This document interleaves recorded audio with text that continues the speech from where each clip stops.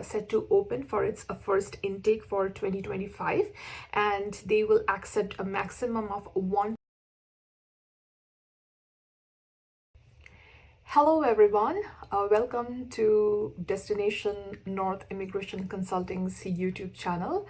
A very good morning. This is January 10th as of now when I am recording the video. Very early in the morning. It's still dark. I was supposed to go live, but due to some technical difficulties with YouTube, I don't know what happened. I couldn't go, so I am quickly recording this video, and I will be uploading soon. So I will be trying to meeting regularly on Friday early mornings, so that we can have a look at the latest updates, weekly updates, specifically related and whatever is ongoing in the immigration sphere. So January started with a bang, very interesting but not unexpected changes. As you may all know, if you're following the news, Prime Minister Justin Trudeau has intended to resign very soon. So currently we are at a phase where we will be going for an election very soon, but as of now, till March 24th, the parliament is prorogued, which means that there's a sitting government. They will be functioning. Departments will be running out with their daily intended duties, but there will be nothing new in terms of bills or any new major changes that will be announced or taken through. So what it means, particularly for immigration or for immigration specific policies and changes. So IRCC is a completely separate ministry. They have their own independent decision making and processes in place. So they will be going on as usuals. Provincial applications or provincial nominee files, they are province specific, so they will be taken care by respective provinces. And as far as federal applications are concerned, they will be done federally. The processing will be done federally. We could see an impact in terms of processing that may happen, but otherwise everything is a normal business as usual. We have also seen that yesterday, which is January 9th, we have seen an express entry draw under the Canadian Experience Class 542. The number of invitations have increased from the prior rounds, I would say, and that's interesting. So it appears that the rounds will be going on as usual. So I do not see any kind of hindrance in terms of the processes there. So that's something good.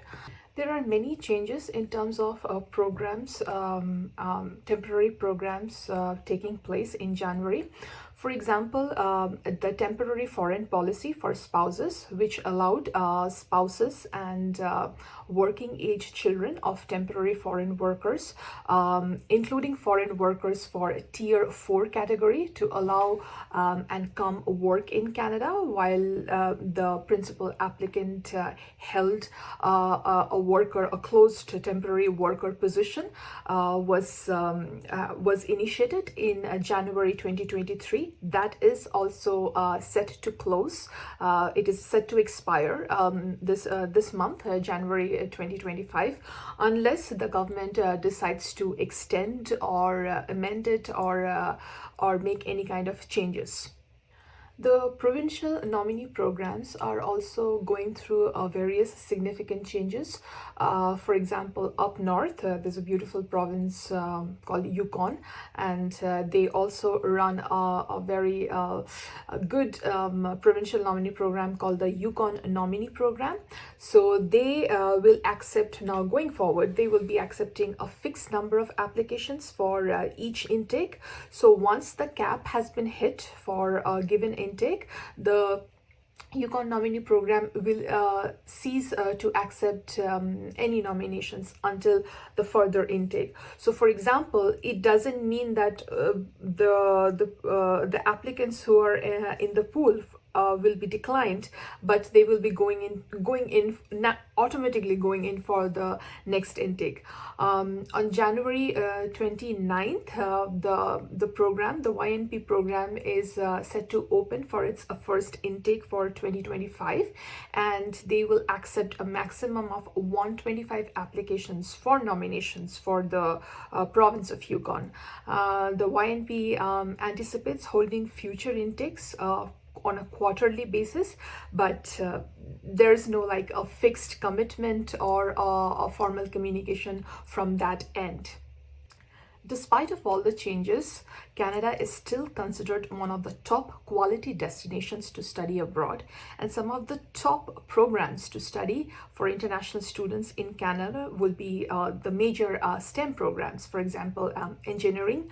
And under the engineering stream there, you can look at mechanical engineering, engineering and different technology programs. Then there's a lot of interest in computer science and information technology.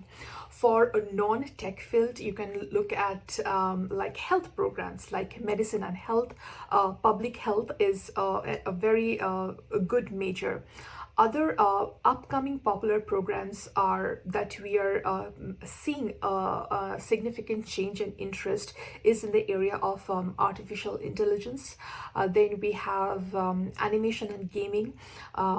Due to the latest change and national policy and focus, environmental science and sustainability is also another area of focus. Now, the process and the entire way how international students came to Canada before has changed, and the change has primarily taken place in terms of what you are required to show in terms of requirement.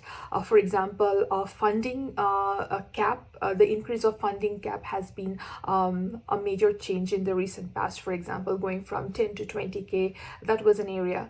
Then the introduction of the provincial attestation letter, which is required and which would be initiated by your educational institute where you have been admitted. So this is to arrest all the genuinity of the program, and as well as your admission letter and the whole integrity of the system. So those would be the two major changes, and a great focus would be given on the subject area what you are coming to study. Hope that information was helpful. For more tips, follow us.